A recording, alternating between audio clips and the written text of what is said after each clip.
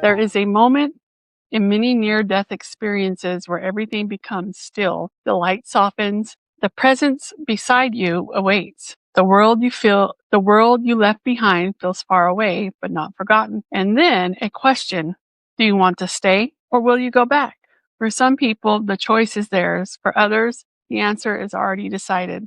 Tonight, we explore the moment between staying and returning, the boundary where the soul decides whether a life is finished or still unfolding. I'm Candy, and this is Half Haunted Chronicles. Afterlife review, after the tunnel, after meeting loved ones or beings of light, there comes a pause. Every experiencer describes it slightly differently, but the pattern is unmistakable. A presence, a being of light, a loved one, or someone without shape asks or informs the traveler, "It isn't your time. You must go back.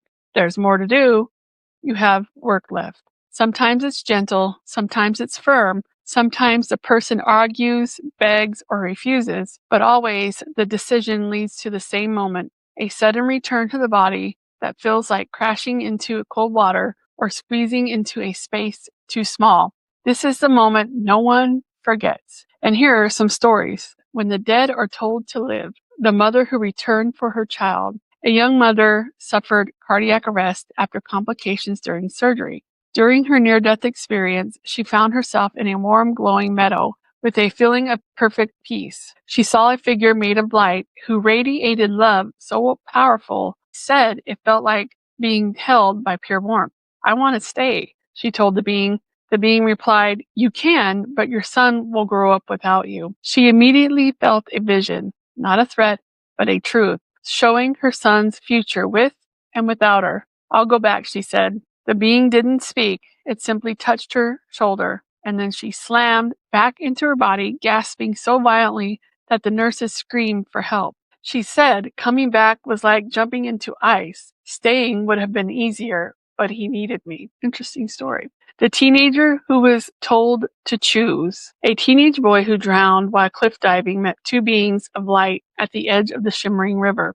They told him, "You may stay, but if you return, your life will not be easy." He asked why. "Because your suffering will help others." He didn't want pain. He didn't want responsibility. He was just a kid. But then he saw a future. He saw a future moment. Him holding the hand of someone who was dying, offering comfort that no one else could give.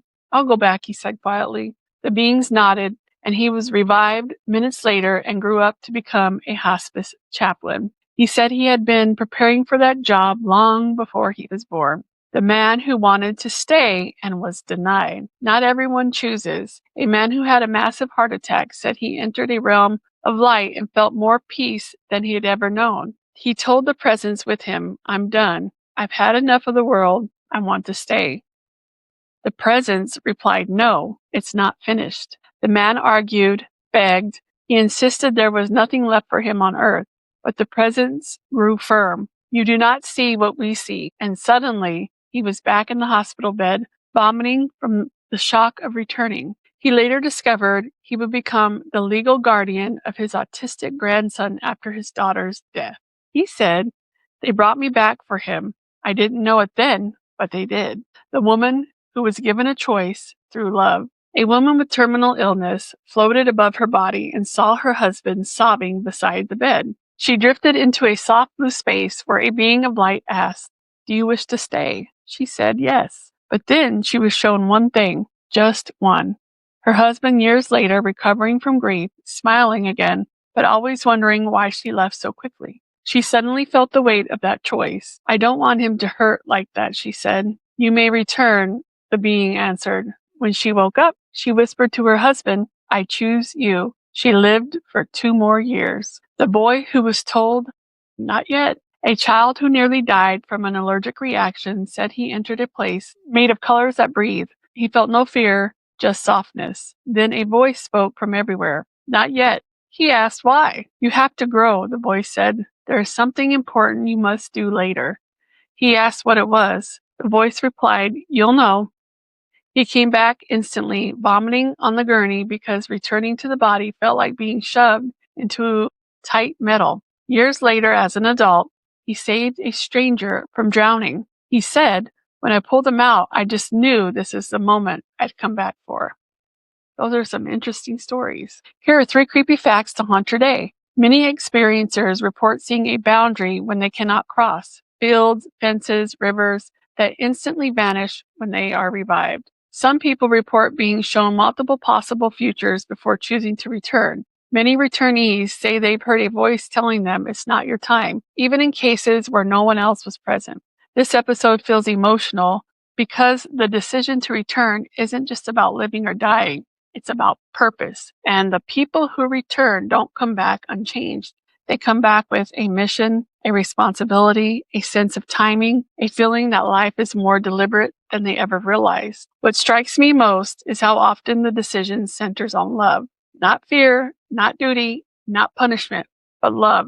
A child, a spouse, a stranger in the future, a purpose they haven't met yet. The decision doesn't always feel fair. It doesn't always feel gentle, but it feels intentional. And it reminds us of something simple and a little haunting. Your life may matter in ways you haven't seen yet.